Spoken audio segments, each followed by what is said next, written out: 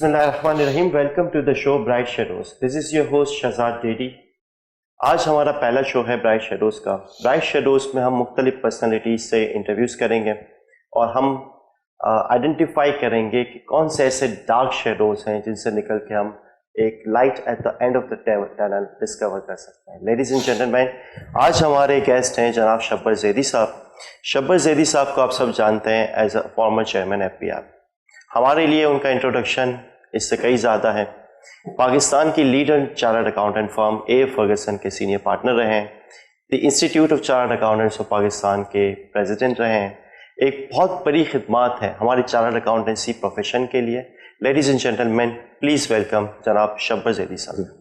अस्सलाम वालेकुम। शब्बर साहब, आपका थोड़ा सा हमें एक बैकग्राउंड जानना है, जो आपका जो पूरा करियर है, कहाँ से आपने स्टार्ट किया, why you chose chartered accountancy, किस तरह से आपका बचपन। देखिए, मैं आपको बता देता हूँ, मैं मेरे वालिद साहब का ताल्लुक आगरा शहर से था। वो पार्टीशन के टाइम में पाकिस्तान आए थे, और मेरी वालदा जो थी वो लाहौर रहाइश पजीर थे, मेरे नाना।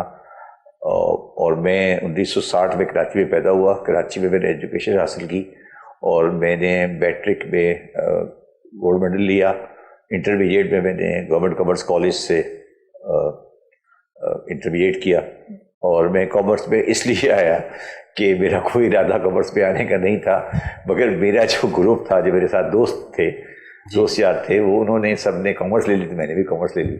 और मेरे वालिद साहब ने कहा तो जो आप करते हैं वो करते रहे। तो इसलिए मेरा कोई ऐसे ही सोच समझ के मैंने जिस ज़माने की मैं पैदावार हूँ, उस ज़माने में वालिदैन बच्चा पैदा होने से पहले डिसाइड नहीं करते थे कि ये क्या बनेगा। वो हम उस ज़माने की पैदावार है, ठीक है, जो समझ आता था। और हमारे वालिदैन, तो मैं BCom इंटरमीडिएट मैंने गवर्नमेंट कॉमर्स कॉलेज से किया। फिर मैं लाहौर चला गया और मैंने फिर अपनी ज़िंदगी टिल 1988 लाहौर में गुजारी। मैंने वहीं से CA किया, वहाँ BCom heli college of commerce से BCom किया 1979-80 में, और मैं हैली कॉलेज का गोल्ड मेडलिस्ट हूँ। और हैली कॉलेज में मेरा रिकॉर्ड है जो शायद अभी तक ब्रेक नहीं हुआ। उसके बाद फिर मैंने CA किया, CA में मैंने गोल्ड मेडल हासिल किया। और उसके बाद मैंने Lahore Ferguson A.F. Ferguson company Lahore से अपनी आर्टिकल शुरू की, और A.F. फर्गूसन से ही मैंने रिटायरमेंट नहीं, बल्कि मैंने छोड़ के इमरान खान साहब की गवर्नमेंट ज्वाइन कर ली। और मैं शायद वाहिद आदमी हूँ जिसने कभी ज़िंदगी में किसी जॉब के लिए अप्लाई नहीं किया, बल्कि मेरी जो A.F. फर्गूसन एंड कंपनी की जो मेरी आर्टिकलशिप थी, उसके लिए मैंने अप्लाई नहीं किया। मैंने टेस्ट भी नहीं दिया, क्योंकि मैंने BCom में फर्स्ट गोल्ड मेडल लिया था। तो मेरा इंग्लैंड में मैं CA आर्टिकल के लिए हो चुका था, मेरा जाना था मुझे, मगर जो वहाँ के कंसर्न पार्टनर थे खलील मियाँ साहब, वो मेरे वालिद साहब के दोस्त थे। तो उन्होंने कहा कि तुम अपने बेटे को भेज दो मेरे पास, A.F. फर्गूसन कराची। मैंने कहा जी मैं तो इंग्लैंड जा रहा हूँ CA करने के लिए। तो उन्होंने कहा कि नहीं भेज दो। तो मैं 24 नवंबर 1979 को A.F. फर्गूसन कंपनी में दाखिल हुआ, और उसके बाद से फिर कभी निकला ही नहीं। और फिर 8 मई 2019 को निकला। ना मेरे को एप्लीकेशन है, ना मेरी कोई फाइल है, ना मेरा कोई टेस्ट है, ना मेरा कोई एम्प्लॉयमेंट लेटर है। This is my life A.F. Ferguson company. और जो मेरे जो नाना थे वो सियासी सोच रखते थे, और वो बहुत बड़े सपोर्टर थे मिस्टर मोहम्मद अली जिन्ना के इन दिल्ली। और वो गवर्नमेंट सर्वेंट थे, और उन्होंने पाकिस्तान को ऑप्ट किया था फॉर एम्प्लॉयमेंट। और वो 3 जून को जब पार्टीशन का डिसीजन हुआ था, तो उस वक्त वो पाकिस्तान के जो गवर्नमेंट एम्प्लॉइज थे वो आ गए थे, और वो लाहौर में उनकी पोस्टिंग हुई थी। और वो लाहौर में 2 महीने तक कस्टम हाउस की टेबल पर सोते रहे थे, क्योंकि उनका घर नहीं था और उन्हें वहीं था। और उसके बाद जो उनके बच्चे थे उनको दिल्ली में उनके घर को जला दिया गया, और मेरी वालदा और मेरे नाना जो थे वो दिल्ली के महाजिर कैंप में चले गए, और फिर वहाँ से वो लाहौर आए। और फिर मेरे ग्रैंडफादर ने पाकिस्तान पीपल्स पार्टी ज्वाइन की, वो उसके फाउंडर मेंबर थे। मतलब 1969 में फाउंडर मेंबर थे। और मैं अपने नाना, जब मैं लाहौर में था तो मैं अपने नाना के साथ मुतासिर था। اور وہ پیپلز پارٹی سے تعلق رکھتا تھا، مگر میرے گرینڈ فادر جو تھے وہ تھوڑے سے ماڈریٹ تھے، اور میرا ذاتی جو رویہ تھا وہ تھوڑا سا سخت تھا، تو میں وہ سوشلسٹ تھے اور میں کمیونسٹ ہو گیا، اور پھر میں نے باقاعدگی سے لاہور میں کمیونسٹ پارٹی جوائن کی جو کہ ڈیفنکٹ تھی، اور ہم لوگ کمیونسٹ پارٹی کے لیے کام کرتے تھے. اور 1979 میں 1983 میں 82-83 میں جب ضیاء الحق صاحب یہ لے کر آئے سو کالڈ شریعہ کمپلائنٹ بینکنگ، اور انہوں نے تقریر کی عواری میں، اس وقت میں چارٹرڈ اکاؤنٹنٹ تھا، اور میں نے ضیاء الحق کی تقریر کے دوران نے کہا کہ یہ غلط ہے، اور انہوں نے اور اس کے بعد مجھے سادہ کپڑے کے لوگوں نے پھر میرا پیچھا کیا، اور 3 دن تک میں انڈر گراؤنڈ رہا. پھر میں نے جا کے گورنر پنجاب صاحب کے ساتھ میرے گرینڈ فادر نے کہا کہ اس کو پھر ہم نے ریزولیوشن کی، اور یہ میرا تھا. میں نہایت شدت کے ساتھ مخالف رہا کسی بھی ایسی پارٹی سے جو رائٹسٹ سائڈ کی تھی، اور میں نے پنجاب یونیورسٹی میں الیکشن میں بھی حصہ لیا، اور تو یہ میرا پوزیشن تھی. بھٹو صاحب کی پھانسی جب ہوئی تو اس وقت ہم لوگ مطلب ون آف دا پیپل جو لوگ پریشان تھے، جن کو تنگ کیا گیا، ان میں ہم لوگ بھی تھے. اور پھر 1979 کا جو الیکشن نہیں ہوا، جو کہ بھٹو صاحب کے پھانسی کی وجہ سے نہیں ہوا، کوثر نیازی صاحب اور بھٹو صاحبہ اس میں انہوں نے تحریک چلائی تھی، اور اس کا ایک جلسہ ناصر باغ میں ہوا تھا. اگر آپ اس جلسے کی تصویر آپ کے پاس ہو تو نصرت بھٹو صاحبہ کے برا والے جو ساتھ میں اسٹیج پہ جو ایک لڑکا کھڑا ہے وہ میں ہوں. اور وہ اسی طرح جب 1988 میں بینظیر بھٹو کراچی اسلام آباد آئیں، لاہور آئیں، تو میں پھر ان کے ساتھ شامل ہو گیا. اچھا، coming back to my professional side, تو میں صرف یہ کہہ سکتا ہوں شہزاد کہ اللہ کا شکر ہے اور اس کی مہربانی ہے کہ کسی چارٹرڈ اکاؤنٹنٹ کے لیے جو بھی پاسبل پوسٹ یا جو بھی عہدہ ہو سکتا ہے وہ اللہ تعالیٰ نے مجھے دیا. میں انسٹیٹیوٹ کا پریزیڈنٹ رہا، میں صافہ کا پریزیڈنٹ رہا، میں لارجسٹ اکاؤنٹنگ فرم کا پریزیڈنٹ، لارجسٹ اکاؤنٹنگ فرم کا سینئر پارٹنر رہا، میں آئی فیک کے اندر بورڈ ڈیولپمنٹ نیشن کمیٹی کا میں رہا، اور میں 5 سال اسٹاک ایکسچینج کی بورڈ پہ رہا، 5 سال میں اسٹیٹ بینک کی آڈٹ کمیٹی بورڈ پہ رہا، اور ایس سی سی پی میں پاکستان میں کسی بھی چارٹرڈ اکاؤنٹنٹ کے لیے کوئی بھی جو ہائیسٹ پوزیشن ہو سکتی ہے وہ میں نے اچیو کی. اور اس کے بعد میں چیئرمین ایف بی آر رہا. بس ایک ناکامی کہہ لیں یا کہہ لیں کہ میں نے کچھ کمایا نہیں، اور میرے پاس اپنا گھر بھی نہیں ہے. میں اپنی والدہ کے گھر میں رہتا ہوں. اب آپ یہ کہیں گے کہ فرگوسن کا سینئر پارٹنر تھا، کمایا نہیں، تو پیسے کہاں گئے؟ تو میں نے پیسے بہت اچھے سے پیسے کمائے. پہلی بات پورا ٹیکس دیا، اور باقی پھر اور کاموں میں خرچ کیے، اور جو کچھ تھوڑا بہت بچے وہ کتابوں میں خرچ کر دیا. جی، یہ تو میں نے خود دیکھا ہے، اور میرے خیال سے غالباً کسی کے گھر میں اتنی بڑی لائبریری ہونا کراچی میں، جتنی لائبریری میں نے آپ کے گھر پہ دیکھی ہے، جی بہت ہی مشکل ہے کہ کراچی میں کوئی ایسا گھر ہو جس میں اتنی بڑی لائبریری ہے. جی. اچھا، جب میں دیکھتا ہوں آپ کی لائف کو، دیکھیں آپ کی لائف میں کوئی بھی داغ نہیں لگا. کیا جی؟ کوئی بھی داغ، کوئی ایسی کوئی چیز، کوئی کیسز ہو جاتے ہیں، اچھے لوگوں پہ بھی ہو جاتے ہیں. میں نے دیکھا آپ کا بالکل جو ہے شفاف کیریئر ہے، چاہے وہ آپ کا پورا فرگسن کا اگر میں کیریئر دیکھوں، یا آپ اسٹاک ایکسچینج میں بھی رہے، آئی فیکٹ پہ بھی رہے، کہیں پہ کوئی ایک کالا نقطہ. میں اسٹاک ایکسچینج کے بارے میں یہ بتا دوں کہ میں 5 سال اسٹاک ایکسچینج کا ڈائریکٹر رہا، اور سب سے بڑی آڈٹ فرم کا جو سارے اکاؤنٹس جو تھے جو میرے پاس سے گزرتے تھے، میں سینئر پارٹنر تھا آڈٹ فرم کا. میں نے زندگی میں کبھی کوئی شیئر نہیں خریدا، کبھی. میرے پاس 1 پیسے کا شیئر ہولڈر نہیں ہے کسی چیز کا، اس لیے کہ میں سمجھتا تھا کہ میں اگر چارٹرڈ اکاؤنٹنٹ فرم کا پارٹنر ہوں اور اسٹاک کے ڈائریکٹر ہوں تو مجھے اسٹاک شیئر میں کام نہیں کرنا چاہیے. اور مجھے نہایت افسوس سے یہ کہنا پڑتا ہے کہ اس چیزوں میں ہمارے معاشرے کا رویہ بہت خراب ہے. ہم بہت بری طرح انسائڈر ٹریڈنگ کے کاموں میں انوالو ہیں اور بڑے بڑے نام انوالو ہیں. یہ بڑی غیر اخلاقی چیز ہے. تو مطلب یہ بالکل کلیئر ہے. میں نے کبھی زندگی میں کوئی شیئر نہیں خریدا, نیور ان مائی لائف. اور جہاں تک میری انکم ٹیکس ریٹرن کا سوال ہے, میں نے آج تک اپنی ریٹرن خود نہیں بنائی. مجھے نہیں پتا کہ میری انکم ٹیکس ریٹرن کے اندر کیا چیز ڈسکلوز ہوئی ہے. میرا ایک پارٹنر ہے امین ملک, وہ میری ریٹرن بناتا ہے, اس کو پتا ہے. وہ میری وائف سے پوچھ لیتا ہے کہ کہاں کیا ہے, کدھر ہے, کیسے پیسے رکھیں, کتنے ہیں, کیا ہے. That's all. مجھے نہیں پتا کہ میری انکم ٹیکس ریٹرن کے اندر کیا چیز ڈسکلوز ہے اور کیا چیز ڈسکلوز نہیں ہے. اور یہ اچھی بات بھی ہے, بری بات بھی ہے. تو یہ ہے کہ مجھے اس میں کوئی انٹرسٹ نہیں. تھوڑا سا مجھے یہ بتائیے گا کہ ڈیورنگ دس جرنی آپ نے چوز کیا کہ آئی کیپ میں جانا ہے, آئی کیپ کو سرو کرنا ہے, تو انسٹیٹیوٹ کے لیے, چارٹرڈ اکاؤنٹنسی پروفیشن کے لیے آپ کے لیے کوئی دیکھیے, میں آپ کو ایک بات بتاؤں. جس وقت میں 1983 میں پروفیشن میں آیا تھا, جی آپ تو لوگ تو نئے ہو, جب میں 83 میں پروفیشن میں آیا تھا, اور میں اسی لیے انگلینڈ جا رہا تھا کہ اس وقت پاکستانی چارٹرڈ اکاؤنٹنٹ کا ایک یو کے کوالیفائڈ چارٹرڈ اکاؤنٹ کے سامنے پوزیشن ایسی تھی جیسے ایک مینیجر اور کلرک کی ہوتی ہے. جی, ہماری فرم تھی ایک فورڈ روڈ, ہماری فرم تھی اے فرگوسن اینڈ کمپنی.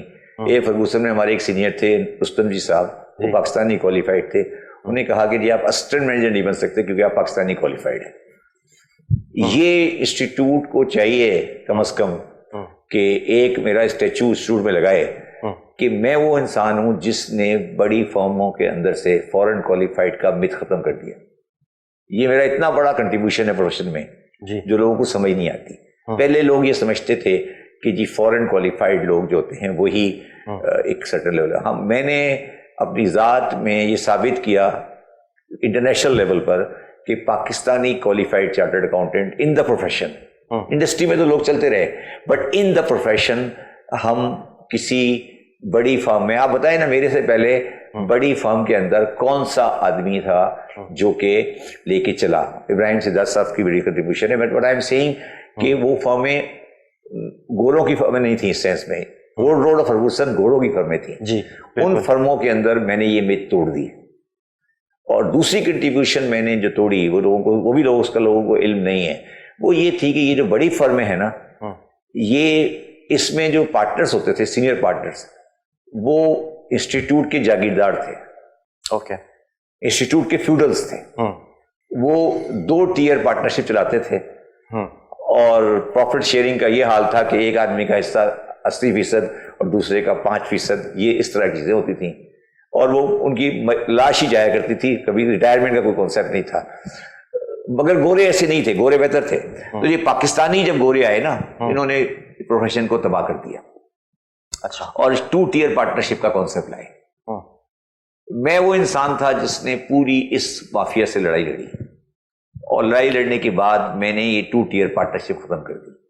جب میں نے 2014 میں اے فرگوسن کی ڈیڈ کو ریوائز کیا تو میں نے, میری پوزیشن اور میرے جونیئر موسٹ کی پوزیشن ہر لحاظ سے ایک تھی, ہر لحاظ سے, اور کوئی ڈفرینس نہیں تھا میرے میں اور اس پارٹنر میں.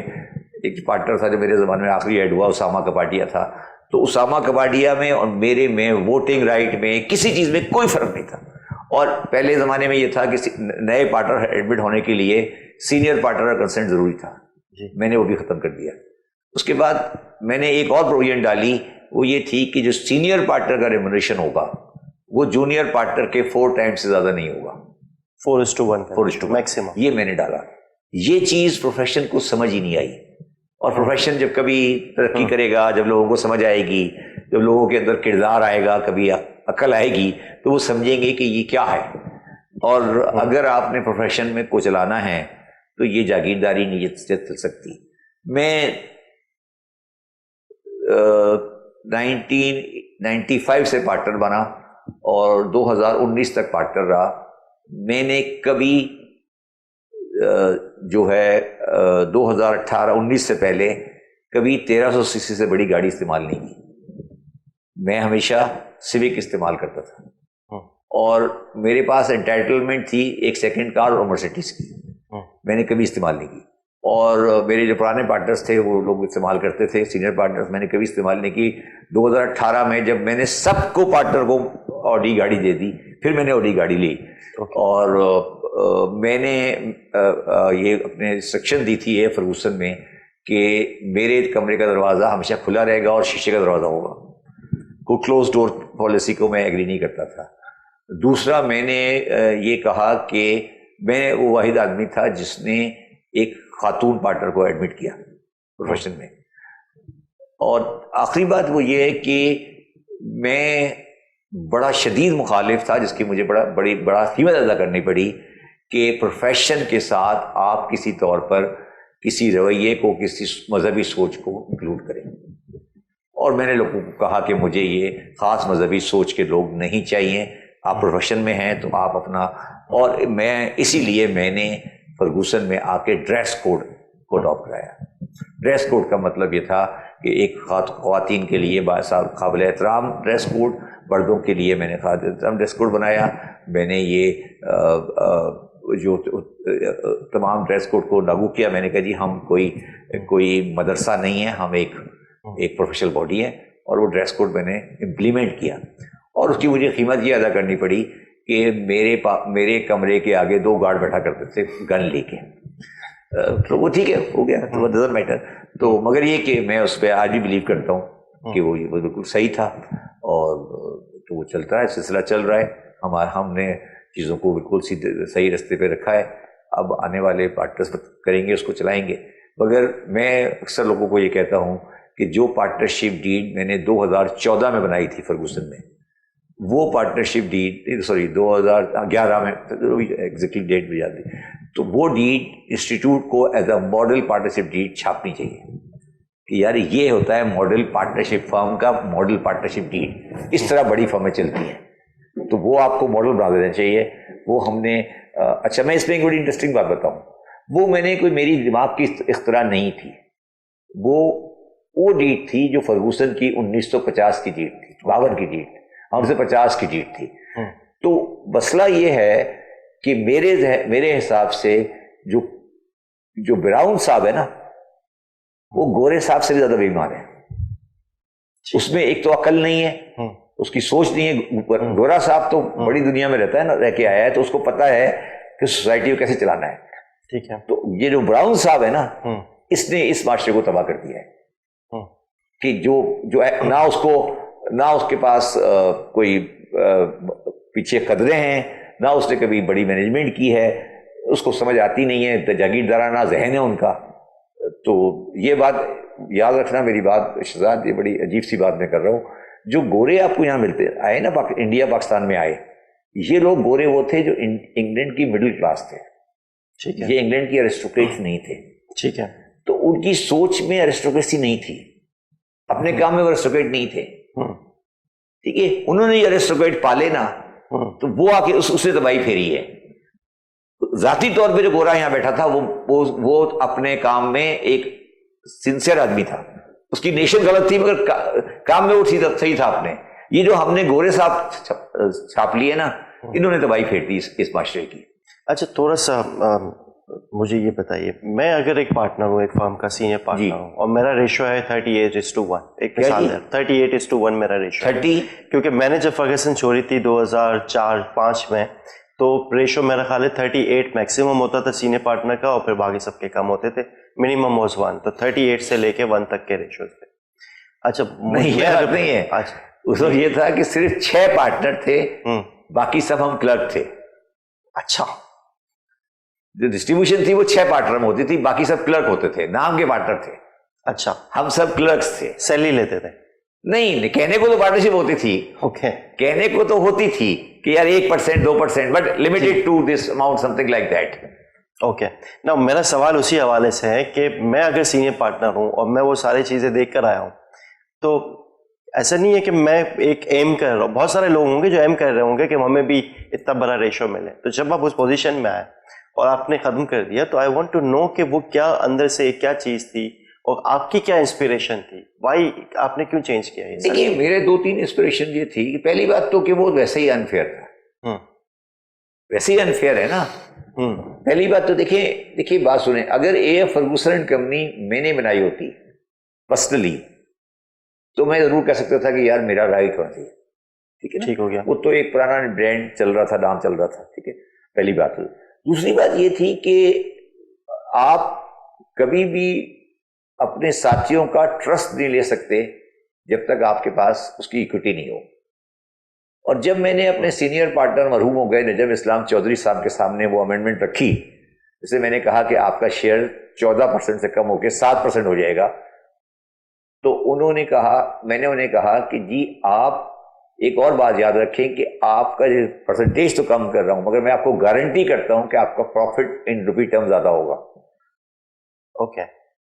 तो मैंने अपना हिस्सा, जो मेरे सीनियर पार्टनर मुझसे पहले थे उनका अगर 30 था और मेरा 4 था सब से जी, तो मेरा 4 उनके 30 से ज्यादा था अमाउंट में। ओके। कभी भी कोई पार्टनर जो क्लर्क होगा वो काम ही नहीं करेगा जब तक उसको इंसेंटिव नहीं मिलेगा। ये ना सिर्फ बेवकूफ बल्कि ये मेरे हिसाब से जाहिल भी थे कि इनको ये समझ नहीं आ रही थी कि यार ये न्यू मैनेजमेंट है।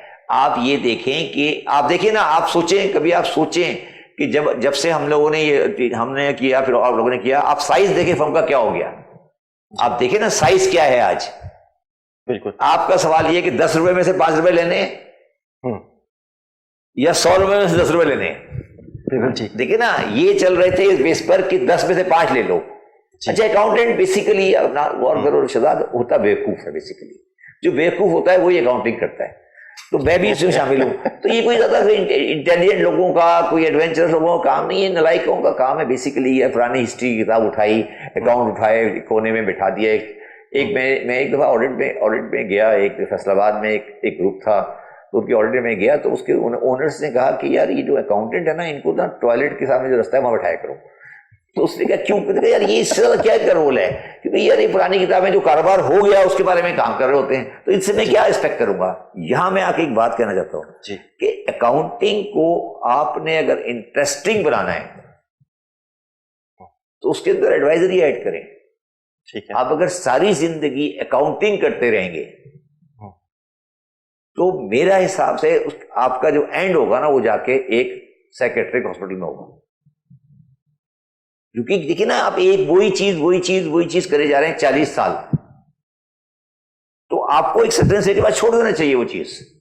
नहीं हो सकता, ये नहीं हो सकता कि आप वही चीज करते रहें। ये प्रॉब्लम ये आ रही है कि अकाउंटिंग करते ऑडिटिंग करते करते क्या होता है।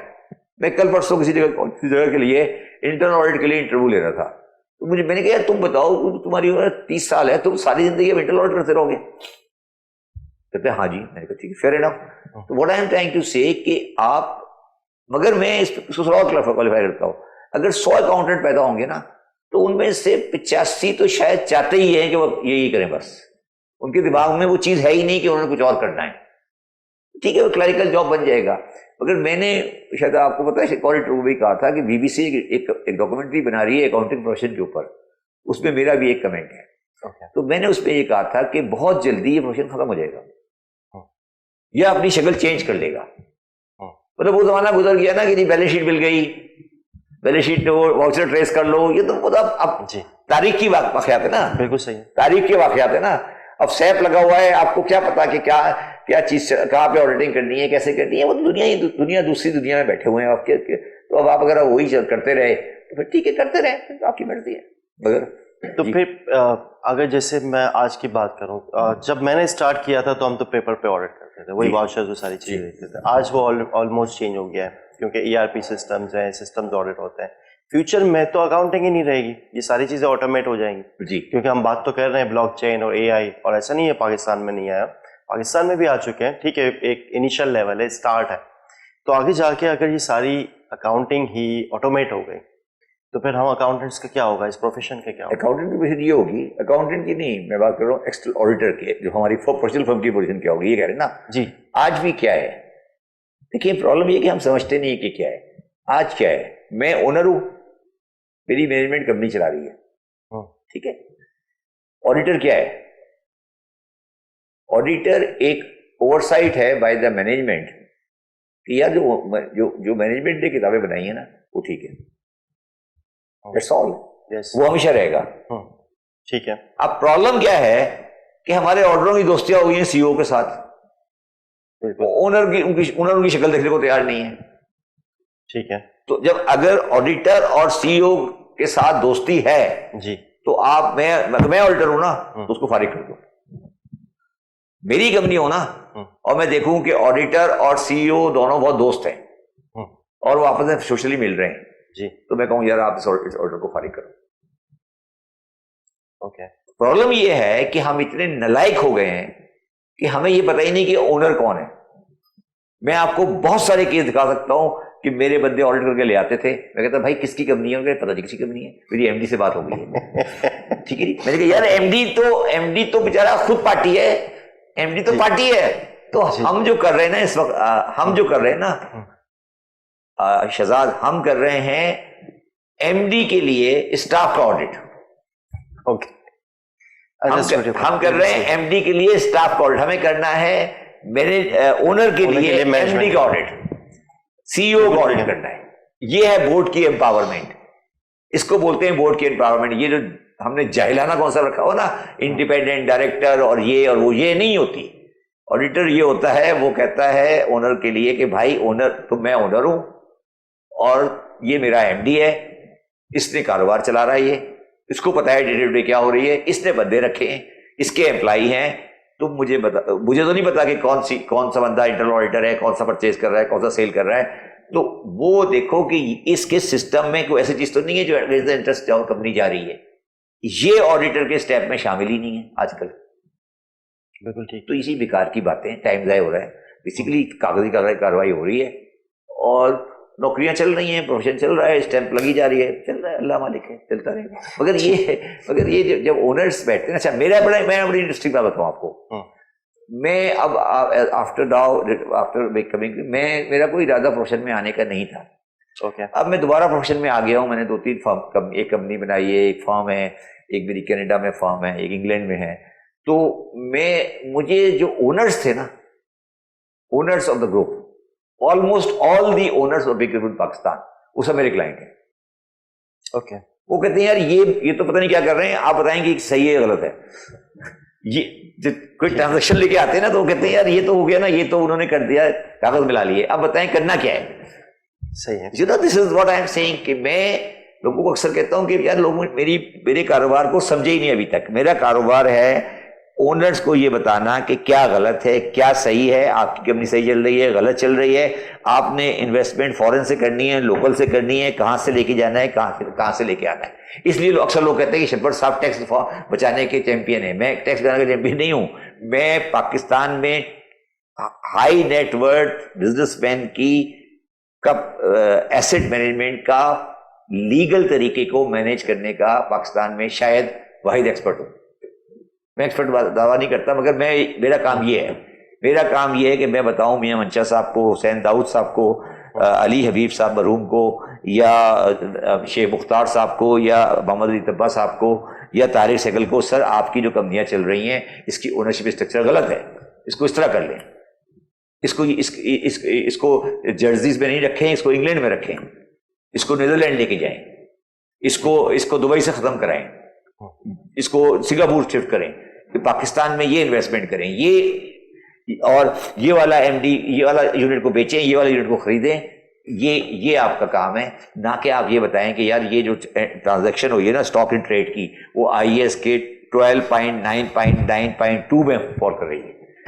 یہی ہے نا 12.9.9. اچھا اس کے بعد سمجھ نہیں آئی نا, سمجھ جب نہیں آتی پھر جاتے ہیں اس کی اپنی پیرنٹ فارم کی اس کے اوپر ویب سائٹ پر, اور وہاں سے لکھ کے چھاپ لکھ کے لے آتے ہیں, پھر کہتے ہیں یار یہ ہے قانون, یہ ہے ہماری حدیث اور قرآن. تو بھائی یہ تو نہیں چل سکتا اس طرح. اسی لیے ان کی ارننگ کم ہوتی جا رہی ہے. اگر آپ دیکھیں نا ارننگ کون, دیکھیے آپ کو پیسے کس بات کے دے گا وہ. دیکھیے میں ایک آج کل 2 بڑی کمپنیوں کا آڈٹ کمیٹی میں چیئرمین ہوں. بڑی بدقسمتی ہے پروفیشن کی کہ جب وہ میرے سامنے آئے نا تو دونوں کی ہمت ہی نہیں ہوئی آڈٹ فی بڑھانے کی بات کرنے کی. کیونکہ میں نے ایک کو تو کہا یار تمہارا کام تو ایسا ہے, میں سوچ رہا ہوں فیس تمہاری آدھی کر دوں. اس کی ہمت نہیں بول سکے کہ مجھے کہے کہ یار میں نے پوچھا تم نے کیا کیا ہے, کہتا ہے جی میں نے صرف ڈسکلوجر دیکھا ہے, IAS के हिसाब से। मैंने कहा थैंक यू वेरी मच। मैंने कहा इतने पैसे तुम्हें क्यों दे रहे हैं हम? कहते सर रहने दें, आगे चलें। उसने इंक्रीज की तो बात ही नहीं की। तो ये तो आते शहजाद, आप क्या किस दुनिया में बैठे हो यार, है? तो मगर ये कर लेंगे सही, इंशाल्लाह हो जाएगा सही, डोंट वरी। मैं अब I am now back in the profession, मैं सीधा कर लूंगा इसको, don't worry. Quick comment, the institute of chartered accountants, उसके आप माशाल्लाह प्रेसिडेंट भी रहे हैं, थोड़ा सा हमें बताइए वो कैसे चली? Institute of chartered accountant Pakistan के बारे में मेरा सिर्फ एक कमेंट है जी, कि institute of chartered accountant Pakistan Sindh club, Karachi Gymkhana और कराची क्लब नहीं है। समझ नहीं आया क्या मतलब? क्लब क्या होता है? What is the club?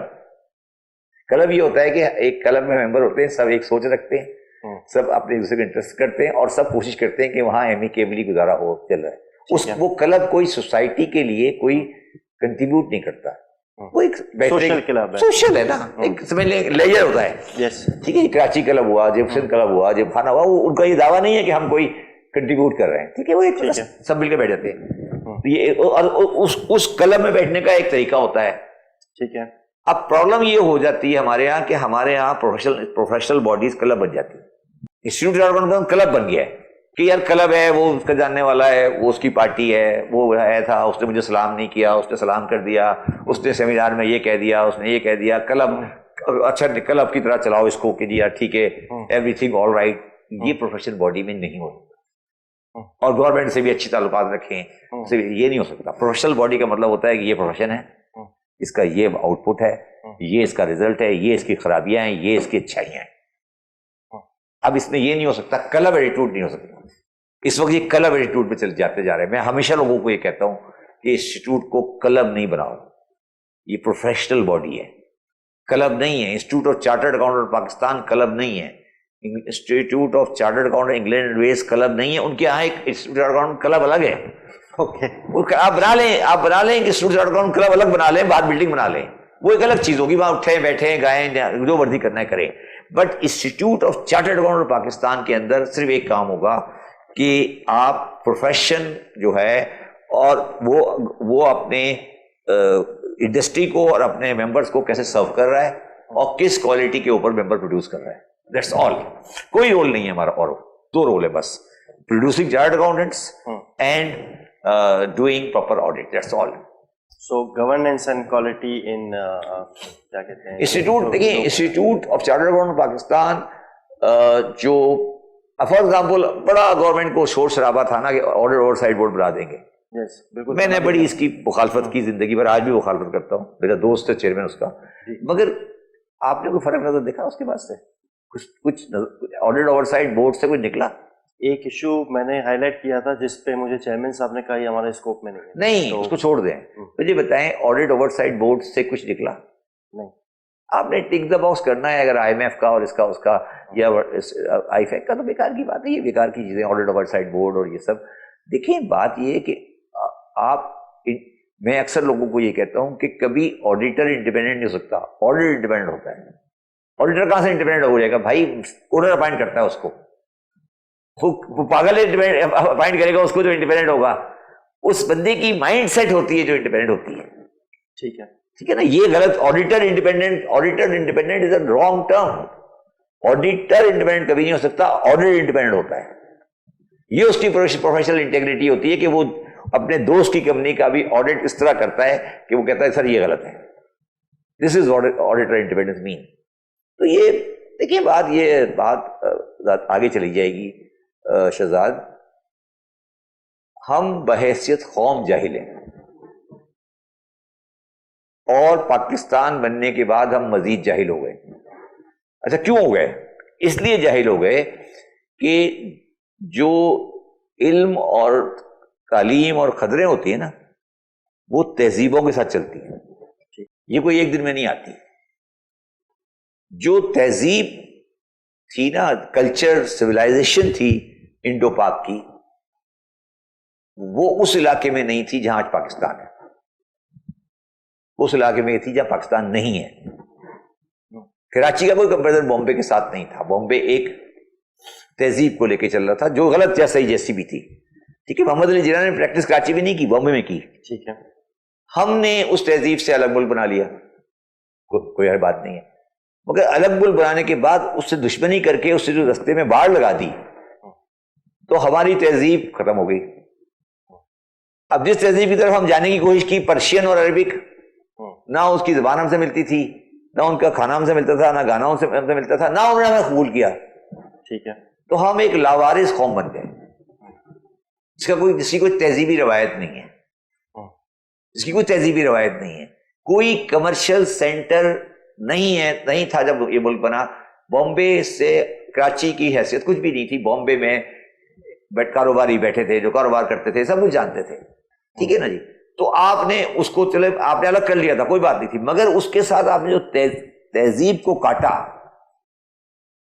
تو اس تہذیب کے کاٹنے سے آپ لاوارث ہو گئے. اب کیا ہو گیا؟ اب تہذیب کٹ گئی. کتاب تو نہیں آ رہی، اچھی کتاب نہیں آ رہی، رسالہ نہیں آ رہا، نالج نہیں آ رہی، ایجوکیشن نہیں آ رہی، میڈیسن کی نالج نہیں آ رہی، فلمیں آ رہی ہیں. دیکھیے نا، ہمیں تو ڈبل نقصان ہو گیا نا کہ جو اس تہذیب کا اچھا پہلو تھا وہ تو نہیں آیا. ٹھیک ہے. اور فلمیں اور ان کی واحد چیزیں نیٹ فلکس پر اور ہر جگہ پر اور کیسے مل رہی ہیں. تو تباہی تو پھر نہیں تھی. دیکھیے، میں انکم ٹیکس کی یا ٹیکسیشن کی یا لا کی یا اکاؤنٹنگ کی جب کسی پرابلم میں پھنستا ہوں تو میں سیدھے جا کے انڈین کیس لا ڈھونڈتا ہوں اور مجھے مل جاتا ہے. اب تو خیر گوگل نے شروع کر دیا، اس سے پہلے تو ہم کتابیں ڈھونڈتے پھرتے تھے. ہم نے آج تک، میں بھی شامل ہوں اس میں، ہم نے آج تک کوئی ڈھنگ کی کتاب نہیں لکھی ٹیکس پر. میں ابھی کچھ کوشش کچھ تھوڑا بہت میں لکھتا رہتا ہوں. تو آپ مجھے بتائیں، تو اب مجھے کتاب کہاں سے ملے گی ٹیکس کی؟ تو میرے لائبریری میں آئیں، جو میری پروفیشنل لائبریری ہے میں ساری کتابیں انڈین ہیں. تو کل میں کسی کتاب کی دکان پہ گیا، میں نے کہا یار وہ انڈین کتاب کہتا نہیں صاحب، پہلے تو انہوں نے کتاب پہلے تو الاؤ کر دی تھی، انہوں نے کتابیں بند کر دی. بس خوشی کی بات، کتابیں بند ہو گئی. نیٹ فلکس پہ آپ ان کے واحد ڈرامے دیکھ رہے ہو، نیٹ فلکس آپ دیکھ رہے ہو. یہ جو بکواس سوچ ہم نے لائی، اس کی وجہ سے دوائی ہوئی. اچھا، اب ہم چلے گئے، اب ہم علم ڈھونڈ رہے ہیں دیران میں، الخبر میں، مکہ میں، مدینہ میں، مشہد میں، کربلا میں، نجف میں. ٹھیک ہے، اچھی بات ہے. مذہبی علم ضرور ہو سکتا ہے، ہو وہاں پر کچھ چیزیں ہو، مگر آپ کو اگر انٹرنیٹ پہ کے بارے میں بات کرنی ہے، کووڈ میگزین کی بات کرنی ہے، وہ تو پھر وہیں سے جانا پڑے گا نا. اور فار یور انفارمیشن، جو کووڈ کی میگزین میڈیسن جو کہ انڈیا سے اب آئے گی، جو ایسٹرازینیکا والی ہے، اس کا جو اونر ہے وہ پارسی ہے، اور شاید وہ بندہ اس علاقے کا ہے جو کراچی سے گیا تھا. تو اب ان کو تو ہم نے کہا جی ہم نے اب ہم کووڈ کی میڈیسن کے لیے اب ہم گھومتے پھر رہے ہیں کہیں ڈھونڈنے کے لیے. پہلے پھر ہم نے کہا کہ وہ کیا ہوتا ہے، کون سی تھی وہ جو آپ نے شروع کی تھی، وہ جو کووڈ کے لیے، وہ جو جس کا شادہ پیتے تھے آپ، ایک تھی نا وہ نہیں وہ جو کرتے نہیں، جس کا کووڈ کے لیے جو آپ نے بنایا تھا، کووڈ کے لیے پیتے تھے نا وہ سفوف سا وہ مولوی نہیں ایک بوٹی تھی نا ایک، جی پتہ نہیں اس کا نام تھا، جو بھی نام تھا. ہاں، تو آپ پھر اس بوٹی پہ چل جائیں، پھر کووڈ کا علاج کرا لیں اس سے. ٹھیک ہے، فیئر انف. تو فیصلہ یہ کرنا ہے نا، فیصلہ یہ کرنا ہے شہزاد کہ علم جو ہے وہ اس وقت کیمبرج میں، بوسٹن میں، آکسفورڈ میں، بیجنگ میں، سڈنی میں ہے، یا مکہ، مدینہ، نجف، کربلا، مشہد میں ہے. اور مجھے یہ کہنے میں کوئی آڑ نہیں ہے کہ فقہ کے علاوہ تمام علم ان جگہوں پہ نہیں ہے، وہاں ہے. تو ہمیں اگر علم حاصل کرنا ہے تو وہاں جانا پڑے گا. دس از مائی سمپل ویو. اور ہم جاہلوں کی طرح دہلی میں ہے، یس علم مل جائے گا آپ کو، 8 یونیورسٹیاں کام کر رہی ہیں. ٹھیک ہے، بنگلور میں مل جائے گا آپ کو. اب آپ نے کہا نہیں میں نے تو انٹرنیٹ چلانا ہے، مگر جا کے میں نے الخبر میں بیٹھنا ہے، بس بیٹھے الخبر میں. ٹھیک ہے، چلے جائیں. نہیں ہو سکتا کچھ، جا کے دبئی کی بڑی بڑی بلڈنگیں دیکھ لیں، کیا ہوگا؟ کچھ نہیں ہوگا. بہت شکریہ شبر صاحب آپ کا. ناظرین، یہاں لیتے ہیں ہم ایک بریک. یہ خاتمہ ہوتا ہے ہمارے پارٹ 1 کا. پارٹ 2 میں ہم شبر صاحب سے پوچھیں گے ٹیکس ریفارمز کے بارے میں، پاکستان ریونیو سروس کے حوالے سے، جو اسٹیٹ بینک میں ایک سیلف ریگولیٹری اتھارٹی بننے جا رہی ہے اس حوالے سے 5000 کے نوٹ پہ بات کریں گے. بہت بہت شکریہ. اللہ حافظ.